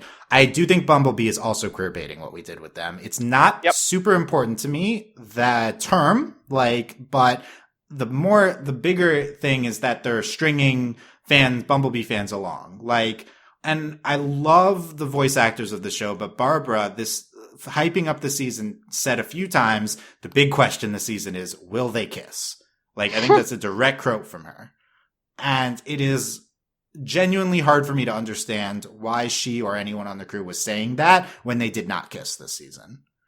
Because it gives the queer fans of the expectation, and in general fans that love Bumblebee, but specifically queer fans who want to see themselves represented in Bumblebee, the expectation that this is going to culminate this year. And it not only did it not happen, but it's like, it's like it clearly didn't, unless something got cut. I don't understand why anyone approached it this way. Everyone involved in the show is constantly baiting with Bumblebee. It's also Chloe and Crover as well. The official accounts did that. That's undeniable. It's like a magnitude greater in terms of frequency with Bumblebee as well. Mm-hmm. And it's extremely frustrating. Yes, they could still culminate it next season, but they got us again. We are being queer baited with so many aspects of the show now, and they need obviously a complete overhaul of how they're handling interacting with fans. But in general, with the story, why didn't they do this? Yeah, Hayley, you're a big Bumblebee fan. How do you feel after the season? Well, I think frustrating is the most appropriate word for it, because it's frustrating on a level of you want them to be in a relationship, but it's also stifling these characters' growth and their emotions. We're not hearing from them, which is really annoying when they're two of the supposedly main characters. And I think that's reflecting a bigger issue. And then it just undermines their whole story and the things that the writers have been writing and making them do. And all those scenes at the beginning of the season, why as a writer would you do that if you're it's not going to pay off? And maybe they're thinking, because we got to build it up, and it's going to be 4 seasons before anything happens. And by that point, no one's going to care. It's okay, we've moved on as an audience, clearly you're not going to do anything, or you're going to do it right at the last minute. It's not going to mean anything. And it's just really annoying, frankly. And yeah, frustrating, where I'm just okay, I'm not even going to ship them anymore, because it's when it happens. Are you out on Bumblebee? No, I'm not out. Okay, I'm not out you're out on actively shipping it. Yeah, exactly. Because it's just I'm out on. Yeah. It's a waste of energy, honestly. Yep, that's absolutely fair. It's just oh yeah, it'd be great, but it's maybe it'll happen. I do think it'll happen. Yeah, it's going to happen at some point, but it's a complete waste of energy trying to speculate when or reading into anything, because clearly the writers they're not good at building tension, and releasing that in moments, they just kind of drag things out. How far can we pull this elastic before it breaks? They're not going to do anything. And it's so frustrating. And I'm just ready to move on to something else. So I think moving on seems good. Yeah. Yep. I think your last point is good. One of the biggest points, of course, with Bumblebee is there's nothing keeping them apart at this point. Yep. They worked through all of their tensions last season. Exactly. And this season, there was no obstacles. They were just happily flirting the entire time. The only thing, like I said, this season, the only thing I could think of that was keeping them apart was did they have a minute to breathe? But there was an episode early on this season where they had a montage of things they were doing in their spare time. They went out dancing. They went out dancing together off screen. It's frustrating from a narrative perspective because there's no reason they're not together. Yeah. And if there is a reason that's intended, they haven't presented it to us. Yeah, and it's also I think it's reflecting a much bigger issue where they've decided this season, okay, screw our main characters. We're going to focus on this silly Watts and Tyrion storyline that the twist is it doesn't matter, and just completely sideline our main characters so that we don't get to see them at all. And it's causing the show to suffer, you know? Yeah. Maddie, Bumblebee thoughts? You said it all. I am. Are you saving your energy for tapping out. rants? Oh, man. Yeah. Yep. It's not worth the I don't effort. know. I'm still too invested in them, honestly. Like but yeah. It was just really badly handled. Like watching the season back, it's gonna be like Bumblebee like doing like a line chart or something, like top of the chart, then it just completely falls off. They like, disappeared. And then they just like like why? Like they turned against the rest of the team and they turned against Ironwood to talk to Robin. That didn't become anything. Really yeah, it had a small consequence and part of a larger consequence. Anyway. Yeah. Okay. So I mean, we've been talking about it all season. It feels not enough, but I'm gonna open the door for a Bumblebee podcast later if someone wants to host that. Not me, but too done. So yeah, we're frustrated. Okay, what else? So, and are there any further thoughts on the Crow and Clover stuff? Because I do, like I said, I think this is like the biggest backlash I've ever seen from the fandom, and I think it's deserved because they've really done the MLM fans of this show like horrid with this. And people are really upset. Yeah. I yelled a lot last week. Like I will cite the yelling I did last week, and I think that now it's just worse with the context of this episode. They made it worse somehow. Previously on the Overly Animated podcast. So guys, there's no way they don't have, after this week with Crow and Clover, they don't have Bumblebee kiss, right? Yeah. Okay. Yeah, they did. No, they didn't. And they did, and they made it worse. They made it worse because I remember seeing some people in the RWBY crew saying like they weren't intending it as relationshipy as people read it, which is fair. But don't make him hold his bloody badge at the end. I think we expressed why that's not a defense for what last podcast. I don't want to go into all of what we said last podcast, but the fact is, this episode, they very much hammered in that Crow has a very deep emotional connection to Clover. Yeah. After he's dead. That's in the episode. Yeah, it somehow got worse. Yeah. It got worse. And probably they're intending it not romantically, but also like take a step back and like look at your show through a slightly non-hetero lens, quoting the famous Brian Konietzko. Like slightly try to see what people are seeing in this. Yeah. Yes. I think it also. I think this is an issue that showrunners seem to be having lately, citing the end of Game of Thrones, where there's a whole idea of just like, oh, like let's shock for the sake of shock in a way, and basically something that still is driving me insane about the whole Clover thing is that it's okay. Not really spoilers, but where one of the showrunners from Game of Thrones was like, oh, Daenerys forgot that there was this big weapon that could hurt something. And it's like, she didn't forget, you idiots. Like, you decided that was going to be the storyline. And it's the same thing where it's like, okay, why on earth would Crow ever think that I will side with Tyrion, who might murder my friend? Like, it's clearly just being manufactured by the writers to be the way they wanted it to be. Like they saw this end result and we're like, okay, how do we get there? And we're going to not think about the characters or their growth or anything. We're just going to get to that point in the quickest way we can. And it's so apparent. And I think that is, at least from my perspective, I think adding to the frustration about this event. I really love that comparison to the logic lapses in last week's episode to the second last episode with Daenerys in Game of Thrones. She's like, she forgot about the arrows. And in general, just the logic of what she did. Like, it's like, this really doesn't make sense. I guess it's what you're presenting. But you wanted this to be the end, so it's the end. And it makes sense as an end to her arc. And it makes sense as an end to the arc of Clover and Crow. That's true. The endpoints do check out. It's just like you just made crazy logic leaps to get there. Yeah, and it's really unsatisfying watching. Yes. Yeah, like there is a way they could have gotten to that point. It would have been not positive, but it would have. They could have gotten there somehow. They could have talked more about everything, but... And we could have done this emotional thing with Crow and Clover without Clover dying, specifically. Exactly. And just but that's a being whole other idiot. thing. Yeah. Okay. This will be fun to watch in the fandom. I think we're going to see a blog post on Rooster Teeth. Like, I think it's going to be an official response we're going to see to this.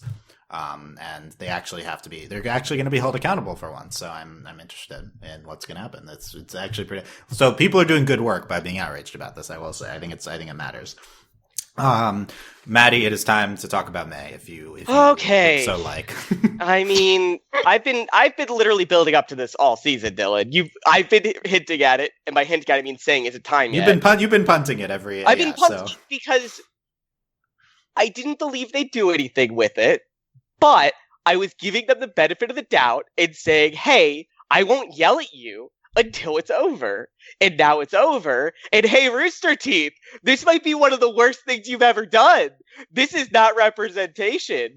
This is honestly awful. You relegated not only a trans character, but a real life trans person to being like, hey, I'm going to champion this thing by myself. And the rest of the crew was just like, let's not even talk about it on like our main feed.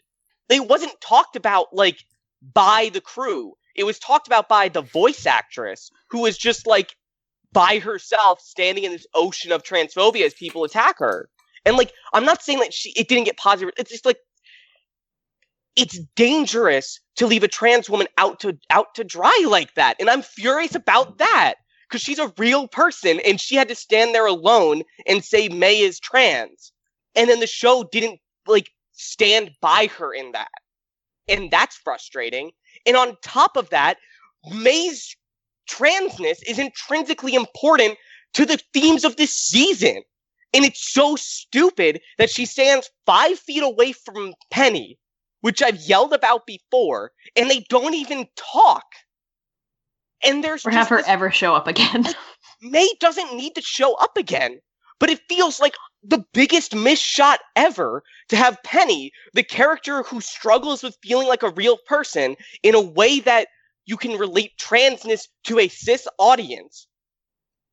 And you have this way to reach out and make people understand the struggle of trans people in a way that's not trans explicitly through the lens of a trans person in world, and you just threw it away. And I can't express how frustrating it is to be like, it's hard to explain to cis people what being trans feels like. Penny is a trans girl in everything but like having like this specifically male upbringing. She did not have a feminine upbringing. She had a robot upbringing. She had an upbringing where she was not able to be herself. And I am straight up calling Rooster Teeth cowards for not drawing this parallel more, because it's clearly the text of the season. Yeah. It's did they fear, think though. about it? I'm genuinely skeptical if they would have understood that. That's the text. Like they made this like. How did they? I think they had a fear monologue instead. I want to understand it's baffling that they would do this, but also there's so many baffling things. Like I want to talk to them and see if they knew this was happening, and I would not be surprised if they didn't. And I'm like, you literally put in this very nuanced and very well-made metaphor for transgenderism, and you said, hey, let's put a trans character right next to this metaphorical person, or allegory, or whatever, and you're just like, no, let's not. And then on top of that, you said, no, let's not make her trans in show, which means it's not rep. It's not a real, like, this is not rep in any real way. Like, trans people can just be trans without having that be part of the story or part of their story in the show or in the plot. But she doesn't say it. It's never acknowledged. And so she's not a trans woman. Yeah. I think it's similarly baffling that they wouldn't know this to not understanding Crow and Clover were being romantic. Like Bumblebee is frustrating, but at least they didn't try to actively do it.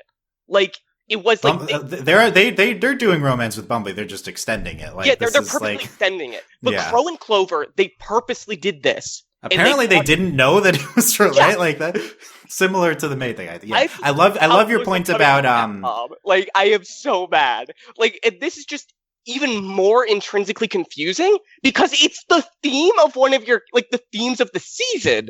Like, one of the themes of this season is Penny trying to come to terms with herself. And she has this conversation with, like, multiple characters, including Winter, about how she doesn't feel real. And how do they do this? Yeah. How do they do this? And, like, how can I look at this and say, whether you meant it or not, this isn't actively transphobic because you just actively pushed it to the side? It's like someone realized they made a trans story and said, whoa, we can't do that explicitly. And they cut all the gender stuff. Because Penny went from being like, I don't feel like a real girl, to being, I don't feel like a real human, which are very different struggles, honestly. Like, I think Penny knew she was real in season 1. She knew she was a person. But she didn't know if she qualified as a certain category of person. And they changed it. They changed it for this season, which is fine. Your characters are allowed to grow and change how they feel. But it just feels like such a targeted change to attack the queerness of it. Yeah. I loved your point about how this would have been a great way to demonstrate this theme to cis audiences. Yeah. I think it's like, it is really right there. And it's crazy they didn't connect the themes. They didn't do any, like, at all. That's like, honestly, Dylan, that's my most frustrating part. Like, you can reach out to cis audiences with this. It's so easy. It only needed to be like 30 seconds long. You could just have May, like, say something to her and then Penny think on it. That's all I'm asking for the listeners here. I'm not asking for May to be a major character. I'm not asking for May to do a lot. I'm asking for May to exist and to acknowledge that her story that happened off screen, which is fine. That's allowed. I'm not mad about that. What I'm mad about is that her story, her struggles directly mirror Penny's. Yeah, absolutely. And RWBY has, like, such a deferential fan base and such a large fan base that it would have legitimately made a difference. Like, the show needs to do things like this. Like, they have a big platform to, like, make a difference to these people. Especially when this fandom has such a large overlap with the anime community. I'm not going to say the slurs that the anime community has for trans people, but it's really prevalent. It's really prevalent in anime fans and the anime production. I'm not going to get about RWBY's anime, but it shares a big fandom with them. And it's just, they had this moment to really explicitly say, hey, if you're feeling this way for Penny and you think she's real, why isn't May a real girl too? And that is just so frustrating. Yeah. Because they just threw that chance away and it's gone now. It's not there anymore. You missed your chance to do it. And it's like, this was a show I was not expecting it in any way, shape, or form. Yeah. And they were an inch away from doing one of the best representation things I've seen in, like, a long time for this. Yeah. It feels like that it's just us interpreting it like a feel, but it's just because they sometimes are unaware of the effects of the narrative, I guess. Yeah, maybe part 2 in Atlas, maybe they could do still do something, who knows, but it would be great if people were talking about this the same way they're talking about. But because, Dylan, they're not, because the crew has not acknowledged it. Only the actress has. And that's frustrating too. It's like, maybe the actress just, like, went a little early on this reveal and they're going to do it next season, but it really just feels like they're ignoring it. And that's also insulting. I'd be shocked if they did it next season. No, I would too. Right? Like, this is but, like, and if they don't do it next season, why didn't they at least pretend to care about it on Twitter? Like, it's like they clearly don't care about this queer stuff in any way, shape, or form. It's like different sides of the way they handle stuff on social media being it's really insulting. That, like, Crow and Clover flirting, which they definitely put on Twitter, gets spotlight, but just the fact that May exists does not. That's really interesting how we're complaining about how they spotlighted Crow and Clover so much given where they went, but it's also equally frustrating that they did that but did nothing for May. Literally it's an nothing. Point. Like, I'm not like exaggerating when I say the only real tweet about it is from the voice actress, and she is left alone on Twitter to deal with anybody who's mean. And let me tell you, people were mean. It might not have been the overwhelming thing, but I can guarantee you that she got death threats in her DMs. Like, there's no way she did not. That just happens on Twitter. Yeah. Yeah. I think that's great stuff. Hopefully more people talking about this, and I'm glad that you've been spotlighting this all season. Oh, okay. Yeah. It's gone. I got it out of me, Dylan. Okay. I have like lifted the weight off my shoulders for the last like 10 weeks and said, okay. I don't think it's gonna stick. Like the way RWBY, there's no way RWBY feels. No one is gonna care about this rant, Dylan. But it's like I'm mad about this, and people are gonna be like, I'm unreasonable. No, this anger is like very valid, and you need to acknowledge that. Yeah. And if you are mad about Crow and Clover, and you're not mad about this, I think you really need to reevaluate like your ability to understand that trans people are part of the LGBT community. Yeah, I mean, I think people are always going to be more personally affected by what's relevant specifically to them, but like we should talk about things. Yes, equally, and like I understand that you're going to find Crow and Clover relevant. I'm not saying you shouldn't care about May more, but I'm saying you should be mad about it too. Yeah, we should be talking about this too. I think it's a great point. Yeah. Yeah, okay. I think my rant will touch on slights. Oh, you're not at your rant yet? No, we didn't. Come on, we didn't do that. Oh my god! But first. Oh no! But first, you weren't the last thing. Come on, we I mean, we could end it there, but let's at least give Hayley a platform to talk about the satellite. Oh god! Platform. Oh, like the one the satellite never got to have. Flew away. Oh man. Here's your satellite platform, Hayley. Please step on it. Will rise into the sky as you tell us about the satellite. Oh man, it's just it's just such a missed opportunity. You know, you thought like Clover and Crow was a missed opportunity, but this is the hardest thing of the whole season for me. How they built it up. It was meant to be this big storyline. It seemed very important. We were protecting it, cherishing it. You know, we were looking after it. We even had some fun games happening in it and had some great cake lines. And then we just cast it aside. We just let that satellite fall to the ground and just rot and become cold and frozen out in the frozen wasteland of Atlas. And it's a tragedy. It's a true tragedy. I don't know why it was such a focus. I think it was ultimately because they wanted to have someone fight in the arena that was inexplicably there for zero reason whatsoever. Because that was definitely taking away from, the like if we're going to live on the satellite, we might need some, bedrooms and bathrooms and kitchens and stuff. But they're like, no, we need an arena. That was their priority. So that aside, I'm crushed that it didn't come to anything. I don't know. I guess RAP Satellite, like, it's not coming back, right? Is it coming back? Do you think it's coming back? I was about to ask, like, part 2 in Atlas, are we going to get the communications tower up? Like, are we going back to that plot? Haley, you want back faster than anyone ever heard. We're not getting it. Wait, are we? Wait, I don't know. Yeah. Oh, no. Because I legitimately don't know. I want it to come back, but, I think...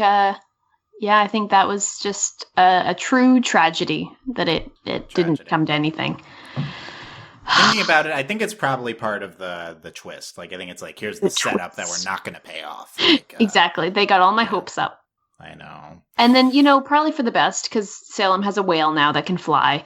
So it would have... Wouldn't it have been cool to see Salem's whale decimate the satellite, though? You'd have been happy with that, right? Like, I just thought, like, the Atlas could have gone into the air, Then the satellite could have also gone into the air, and then the satellite could have hit Atlas, and then Atlas would have hit Mantle, and that would have been really dramatic.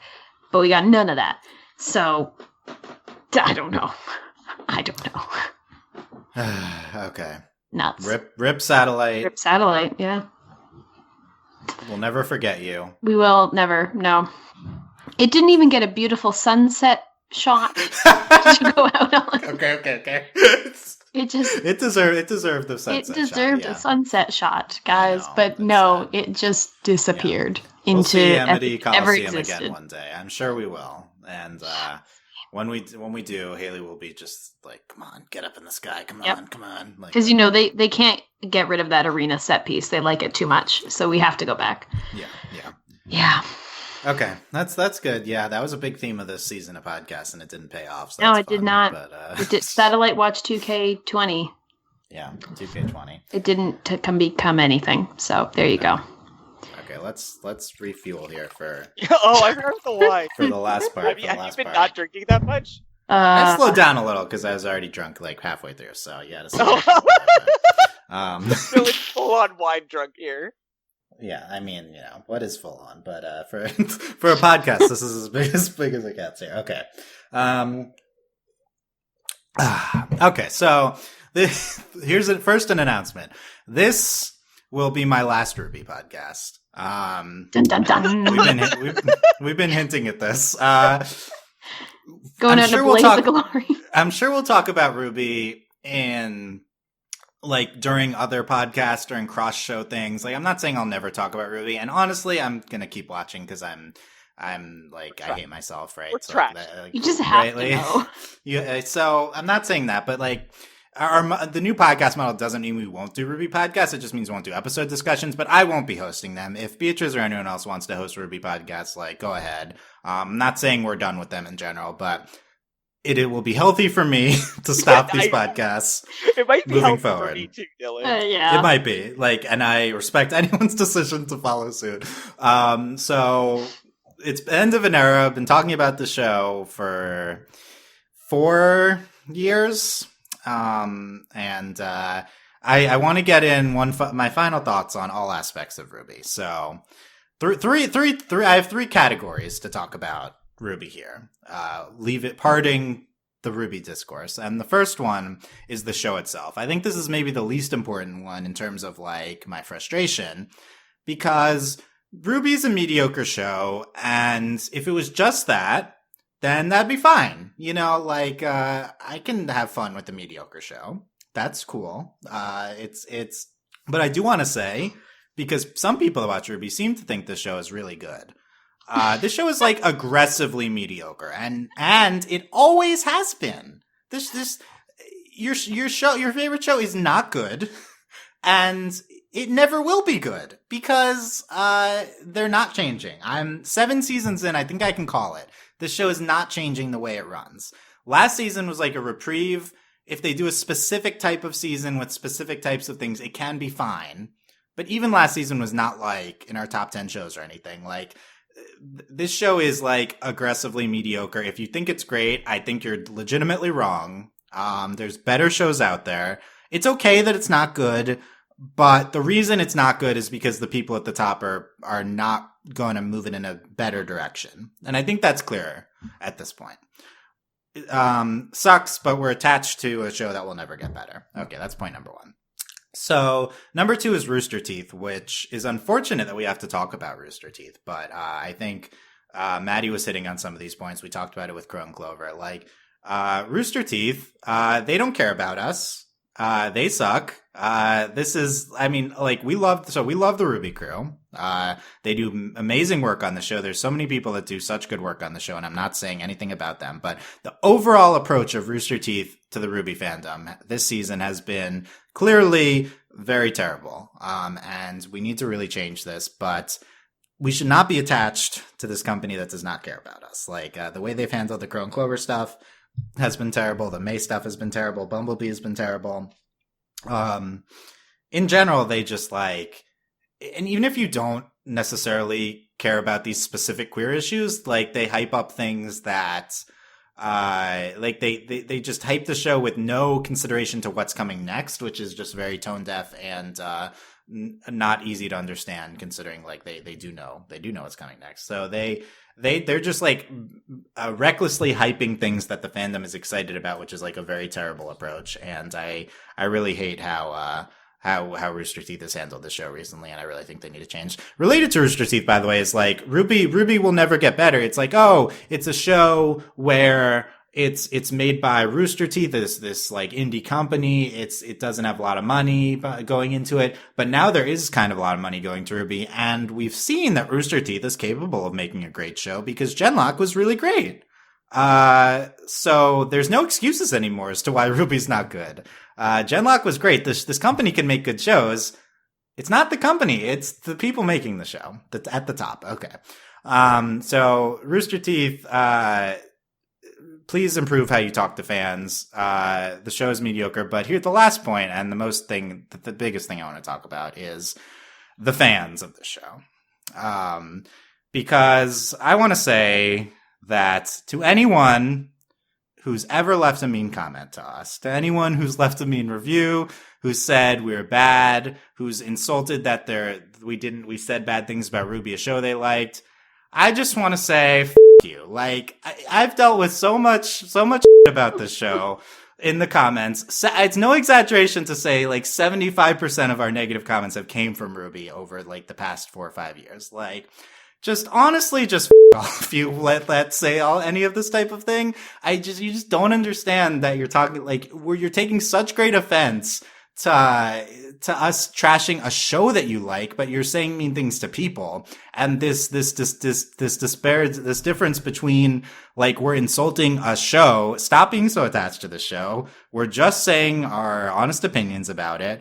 And I've had a lot of, I've like had a lot of mental, bad things come from just constantly reading mean comments that you say. So, the biggest reason why I'm not going to do RWBY podcast anymore is because you all are just constantly terrible. So, you guys. Thank you to the people that have been great, because I've wanted to stop RWBY podcasts for like 2 or 3 years, honestly. And the reason we didn't is because people have been like, no, you're the only ones that talk about the show in a way that I think about the show. And like, I still love all those people. I hear you. But not going to happen anymore because you're drowned out, unfortunately, by some of the people that listen to this show. So, goodbye, all of you who've said bad things. Farewell. You don't have to hear me talk about RWBY anymore. So good for you. Don't understand listening to the end of podcasts that you hate what they're saying and then leave mean comments, but I guess that's it. So, show's bad. Rooster Teeth's been bad. Fans are especially bad. That's kind of what I want to leave us with. That's kind of what I want to leave us with. Oh, we've had a good run, haven't we, folks? We've had a good run. We enjoyed ourselves. I thank you, Hayley, Maddie, Delaney as well.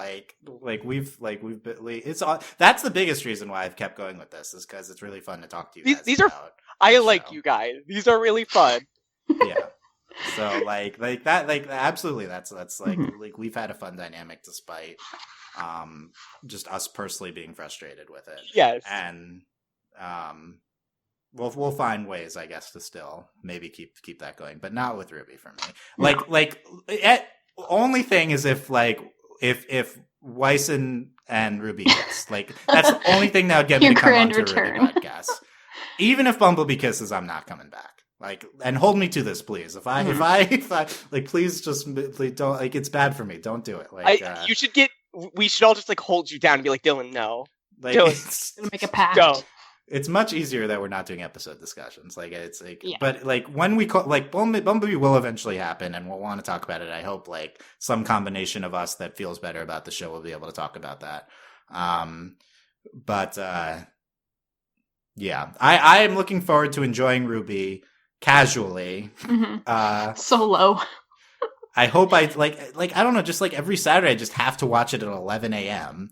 and it just makes you mad a lot of times. It's like, this is not healthy. Like I'll watch it. Hopefully I can watch it at some point and we don't have to talk about it. And yeah. Okay. So Maddie, Hayley, any other things on your mind about RWBY? The fans won. They did it. They can be proud of themselves. You drove us out. You drove us out. Yeah. I think we're the only RWBY podcast that releases podcasts like on the day the episodes come out. Yes, I think so. So good job. We're happy about that. I won't comment on the other things you commented on, Dylan, because it's too deep. But the fans, yeah, you did it. Good job, guys. Yeah. There you go. Okay. That's it. Yeah, out with the whimper. Yeah, it was a fun season. Not really, but we did it. Last season was a fun season. It was a fun season. Last season was. I'm very happy we.